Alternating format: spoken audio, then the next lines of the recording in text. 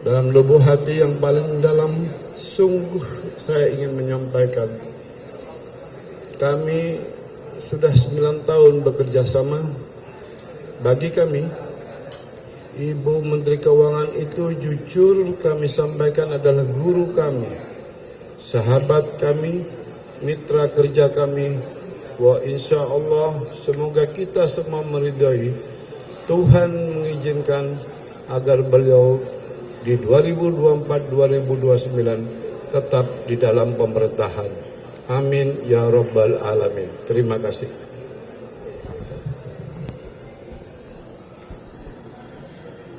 Terima kasih Pak Said, kecuali bagian yang paling akhir tadi ya.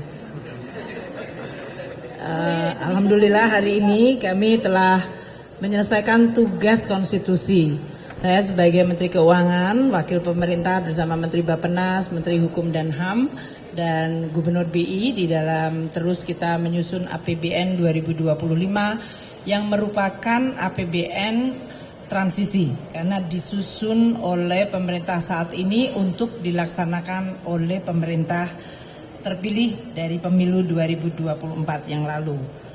Kita semuanya terus melakukan komunikasi dan konsultasi politik untuk mendapatkan arahan sehingga APBN 2025 bisa mengakomodasi seluruh prioritas pemerintah baru, namun pada saat yang sama tetap waspada terhadap berbagai risiko seperti geopolitik, terjadinya berbagai gejolak, perlambatan dari perekonomian besar seperti di Amerika Serikat, RRT, Eropa, serta tajamnya fragmentasi global dalam bentuk perang dagang. Inilah yang kemudian mendasari kami untuk menyusun APBN 2025 tetap hati-hati waspada namun optimis dan juga mampu mengakomodasi kebijakan prioritas pemerintah terpilih. APBN 2025 seperti saya sampaikan dirancang untuk menjaga stabilitas, inklusivitas, dan keberlanjutan.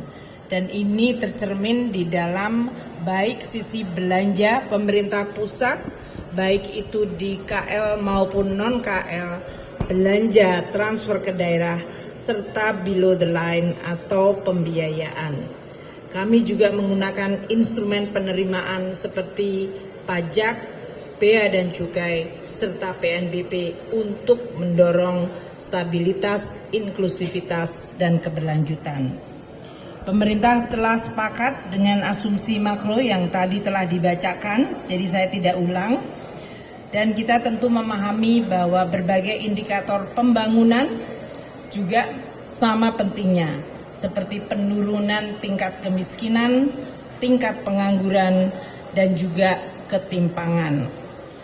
Kami berterima kasih di dalam pembahasan dengan Dewan Perwakilan Rakyat, terutama dengan Badan Anggaran, untuk bisa mengakomodasikan beberapa prioritas dari Presiden terpilih dan Wapres terpilih, antara lain program makan bergizi gratis, pembangunan sekolah unggulan, renovasi sekolah-sekolah di seluruh Indonesia, pemeriksaan kesehatan gratis, dan juga program ketahanan pangan dan energi. APBN 2025 kita harapkan akan menjadi instrumen yang tetap sehat, kredibel, dan efektif untuk membangun fondasi Indonesia menuju visi Indonesia Emas 2045. Banyak fokus di dalam APBN yang selama ini telah kita sampaikan dan akan diteruskan, yaitu collecting more, spending better, prudent, serta inovatif financing. Penerimaan negara dijaga pada 3005,1 adalah keseimbangan antara meningkatkan kapasitas APBN membiayai program-program penting, namun juga menjaga kondisi dan iklim investasi.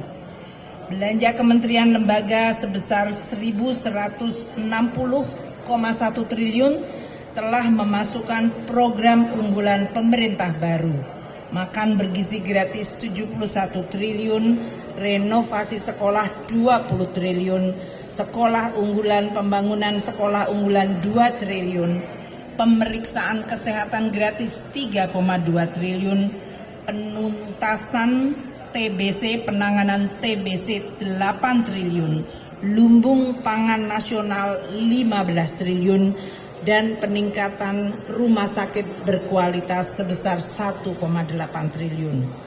Untuk transfer ke daerah 919,9 triliun adalah untuk menciptakan sinergi harmonisasi kebijakan pusat dan daerah dan meningkatkan kualitas belanja produktif dan perbaikan local taxing power, sehingga kemajuan daerah akan semakin diselaraskan, yang tertinggal bisa mengejar lebih cepat, sehingga daerah-daerah makin mengalami konvergensi kemajuan.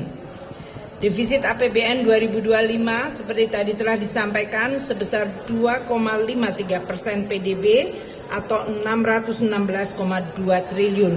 Ini adalah tingkat yang hati-hati, cukup untuk mewadahi berbagai program prioritas, namun tetap sustainable, prudent, dan pengendalian risiko yang tetap bisa dikelola baik. Di dalam pembiayaan investasi sebesar 154,5 triliun adalah untuk mendukung berbagai BUMN, BLU untuk peningkatan kualitas SDM. Saya ingin menyampaikan pada kesempatan yang baik ini terima kasih atas persahabatan saya dengan Pak Said dan seluruh pimpinan Banggar serta anggota Banggar, dan juga seluruh komisi yang telah membahas APBN 2025. Pasti tidak semua keinginan bisa diwadahi dan dipenuhi, namun kita berusaha untuk terus memaksimalkan sumber daya yang ada di dalam APBN sebagai instrumen pembangunan yang bisa dijaga keberlanjutan dan kesehatannya. Pak Said, terima kasih Pak Said atas persahabatan dan hubungan yang luar biasa konstruktif antara pemerintah dengan DPR. Di dalam DPR menjalankan hak budgetnya secara proper, dan kami sebagai pengelola negara yang menjalankan amanat konstitusi dan undang-undang. Demokrasi kita jaga dengan kualitas pembahasan kebijakan publik seperti APBN secara terbuka, transparan, dan akuntabel. Terima kasih Pak Said. Di ujung saya bekerja sebagai Menteri Keuangan di kabinet ini, selama ini selalu mendapatkan dukungan yang sangat konstruktif dari DPR, terutama Badan Anggaran dan seluruh komisi. Terima kasih, dan terima kasih. Assalamualaikum warahmatullahi wabarakatuh.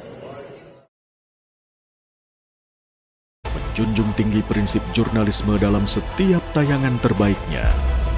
Menghadirkan berita bernilai sebagai referensi. Gelar bicara yang tajam. Tidak, ini kan kebohongan, Dok. Mengupas fakta demi fakta dan mendorong pencarian solusi.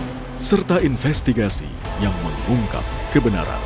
Rosi, Satu Meja, The Forum, Sapa Indonesia Malam. Nilu, ikuti semuanya bersama Kompas TV.